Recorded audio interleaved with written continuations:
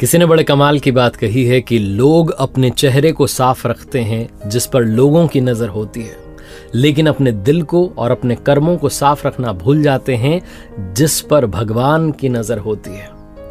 नमस्ते दोस्तों, मैं हूं आरजे कार्तिक। एक बड़ी छोटी सी कहानी सुनाता हूं। जिन्होंने कहानी लिखी है वो लिखते हैं कि एक दिन मेरे घर की डोरबेल बजी। मैं दौड़ा भागा दरवाजा खोलने के लिए, तो बाहर जाकर के देखा कि एक आकर्षक व्यक्तित्व वाले बड़े अट्रैक्टिव से दिख रहे थे एक व्यक्ति खड़े हुए थे। मैंने उनसे पूछा, हाँ जी भाई साहब बताइए क्या काम है। तो उन्होंने मुझसे कहा कि अच्छा, मतलब आज मैं खुद चल करके तेरे दरवाजे पर आया तो तू मुझे पहचानने से मना कर रहा है।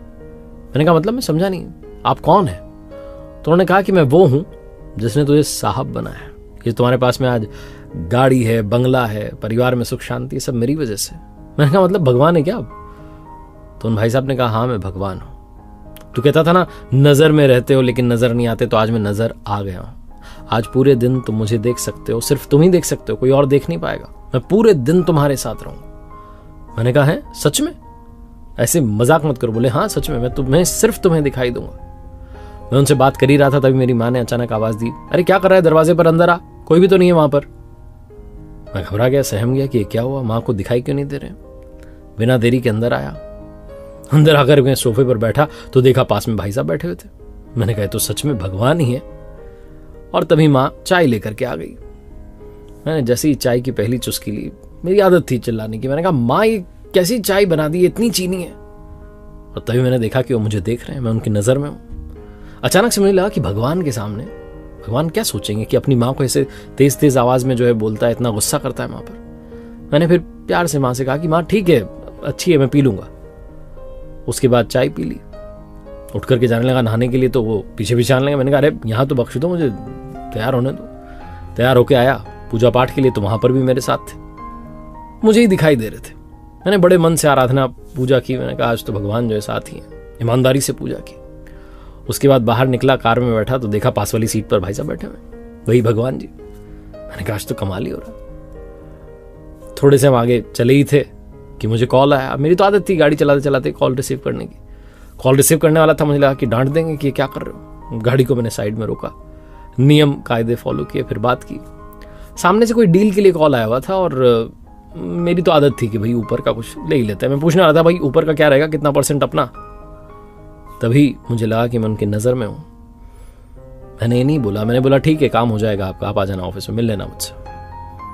पैसे की कोई बात ही नहीं की। ऑफिस में पहुंचा तो स्टाफ से कई बार बदतमीजी कर लेता था, गुस्सा करता था, कई बार बोलते बोलते गाली निकल जाती थी, कंट्रोल नहीं रहता था अपनी जीभ पर। लेकिन उस दिन तो क्योंकि उनकी नजर में था तो मैंने ऐसा कुछ किया ही नहीं। किसी के साथ मैंने बुरा बर्ताव नहीं किया, गुस्सा ही नहीं किया किसी पर, शांति से बात की। सब लोग बड़े अचंभित थे कि आज क्या हो गया सर को, बड़े शांत थे, सबसे प्यार से बात कर रहे।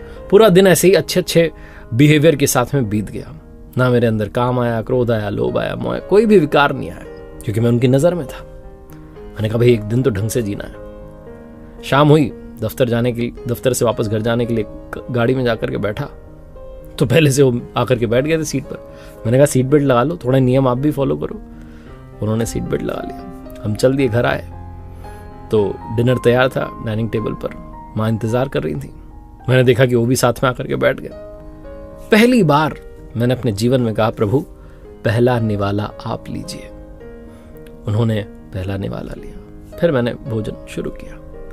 डिनर कंप्लीट हुआ तो माँ ने मुझसे कहा कि आज तो तूने खाने में कोई कमी नहीं निकाली, आज तूने बताया नहीं कि इसमें ये कमी वो कमी, तो रोज कुछ ना कुछ कहता है। आज क्या हो गया, सूरज पश्चिम से निकला है क्या। मैंने कहा नहीं माँ, आज सूरज मेरे हृदय से निकला है, आज सूर्योदय मन में हुआ है। और ये भोजन नहीं था कि इसमें कमी निकालूं, आज मैंने प्रसाद ग्रहण किया है, प्रसाद में कोई कमी थोड़ा ना होती है। मेरी माँ बड़ी सरप्राइज थी कि क्या बात है, बच्चा तो बिल्कुल ही चेंज हो गया। उसके बाद थोड़ा टहला, सोने के लिए आया तो देखा कि वहां पर भी वो मौजूद थे, मेरे सिर पर हाथ फेर रहे थे और मुझसे कह रहे थे कि तुझे किताब पढ़ करके सोने जाने की जो तेरी आदत बन जाती है, कई बार तो संगीत सुन करके सोना चाहता है, आज किसी चीज की तुझे चिंता नहीं है, तुझे सुकून की नींद आएगी। और सच में मुझे सुकून की नींद आ गई।